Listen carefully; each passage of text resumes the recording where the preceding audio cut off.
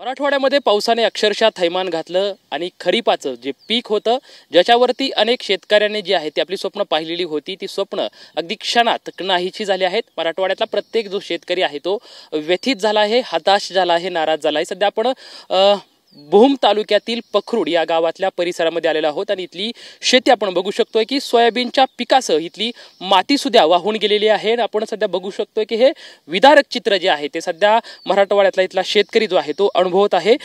बहुतांश शेतकरी सध्या आपल्या समवेत आहेत, आपण त्यांच्यासोबत चर्चा करणार आहोत। खरं तर एक विदारक चित्र आहे। तुम्ही या खरीपाच्या पिकावरती तुमचं स्वप्न बघितलेलं होतं, मात्र आता पावसाने एवढा हाहाकार केला की तुमचं जे पीक आहे ते पिकासह माती सुद्धा यातून वाहून गेली। सगळं आमचं नुकसान झालंय साहेब, आमचं काही राहिलं नाही। शासन बी काहीतरी नादी लावते, प्रशासन आमच्याकडे काही नजर टाकीत नाही, काही बघायला येत नाही, कोण काय नाही, आमची चौकशी नाही, काय नाही। आमचं एवढं नुकसान झालं म्हणजे माती सुद्धा राहिली नाही, तर पिकाचा विशेष नाही। आता आम्ही इथून पुढं काय करायचं हे आमच्या पुढं मोठा प्रश्न आहे। बरं, शासन आमच्याकडे लक्ष देत नाही, कोण काय त्याची दखल घेत नाही, इथपर्यंत कोणी येत नाही, जात नाही। आम्ही आता जगायचं कसं हे आमचं पंचायत झाली। आता आपण बघू शकतो की खूप मोठा प्रश्न आहे त्यांचं, असं म्हणणं की आम्ही जगायचं कसं। तर मोठ्या प्रमाणात नुकसान झालेलं आहे। काय शासनाकडून किंवा मंत्र्यांकडून काय मदत किंवा इथं या ठिकाणी येऊन काय पंचनामे वगैरे अशा काही स्वरूपात काय झालेलं आहे का?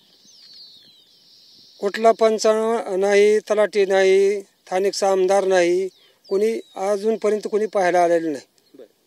कमीत कमी पहा, मदत तर आम्हाला माहिती काय करणार आहेत का नाही माहिती, पण आमचं तुम्ही तर पाहता आमचं किती आतोनात नुकसान झालेले।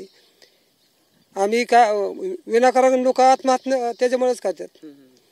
आमदारांनी न्याय पाहिजे, तलाठ्याला फोन केलं तर तलाठी पाहू शकत नाही, स्थानिक आमदार पाहत नाही, मग आम्ही नेमकं करायचं काय? एवढं लहान मुलं आहेत, आमच्या शाळेत जाता येत नाही, रस्ता नीट नाही। काल एक आमचं नातू वाहून चाललं होतं, अशी आमची अवस्था आहे सध्या। साधारण तुमचं शेत किती होतं आणि म्हणजे किती नुकसान झालं आहे, कितीपर्यंत सारे सोयाबीन किंवा सर्व पीक असताना ते वाहून गेलेत? ही संपूर्ण काहीच राहिलं नाही, हे आता माती सकट राहिली नाही, पीक बी सगळं गेलं वाहून।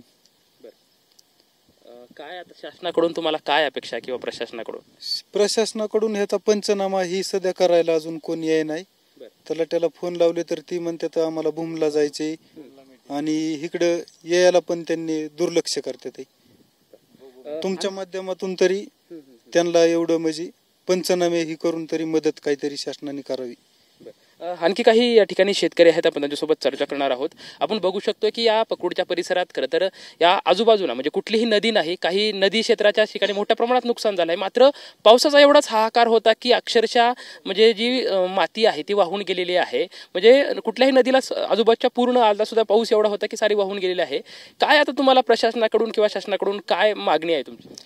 खरं तर आम्हाला म्हणजे प्रथमतः तर TV9 मराठीचेच आभार मानायचे वाटतात, कारण इथपर्यंत आमच्या रोजचं म्हणजे ग्रामसेवक किंवा आमचे तलाठी साहेब आहेत, रोज गावात असून देखील आम्ही म्हणजे प्रत्येक वेळा त्यांना आम्ही इथं बोलवण्याचा प्रयत्न केला, पण ते एकदा सुद्धा इथपर्यंत आले नाहीत।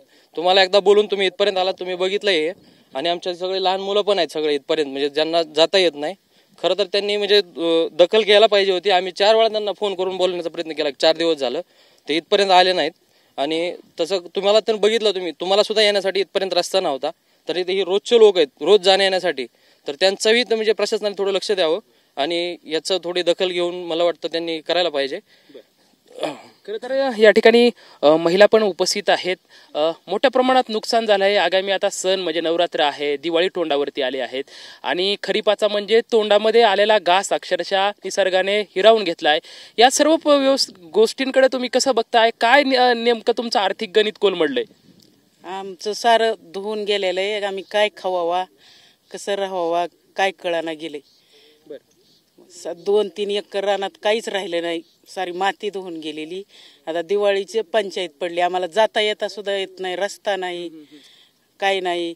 लेकरांना सुद्धा आता शाळेत लेकरं नाही तर घरी बसवले तर घेऊन जावं तर वाहून जात येते, मग आम्हाला एवढी मदत करावं शासनाने। बरं, तुम्ही सातत्याने म्हणताय की मुलं वाहून जात त्यांना, खरं तर ती चिमुरडी सध्या आपल्यासोबत आहे, मी तिच्याशी संवाद साधतो।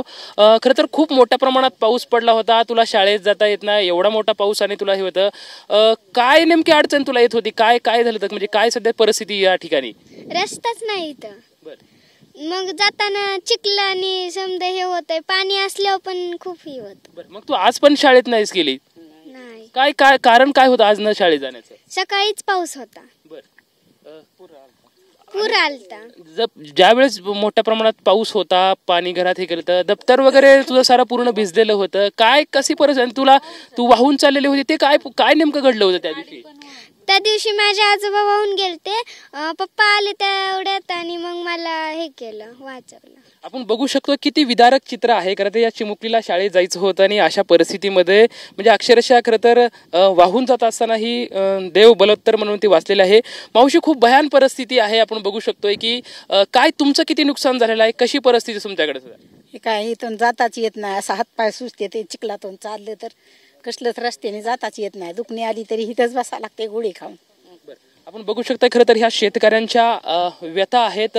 अक्षरशः शेतामधलं जे पीक आहे ते पीक वाहून गेले आहे. नुसतं पीकच नाही तर पिकासोबत माती सुद्धा वाहून गेलेली आहे. या सर्व व्यथित झालेल्या शेतकऱ्यांचं एवढंच शासनाकडे मागणं आहे की आम्हाला शासनानं भरीव मदत द्यावी, त्यामुळे जी कर्ज माफी आहे ती सुद्धा त्यांनी करावी, असे सर्व शेतकरी जे आहेत ते अगदी पोट तिडकीनं जे आहेत ते सांगताना आपल्याला पाहायला मिळत आहे. कॅमेरामॅन विकी चव्हाण सोबत लक्ष्मण जाधव, TV9 मराठी, पकरूड.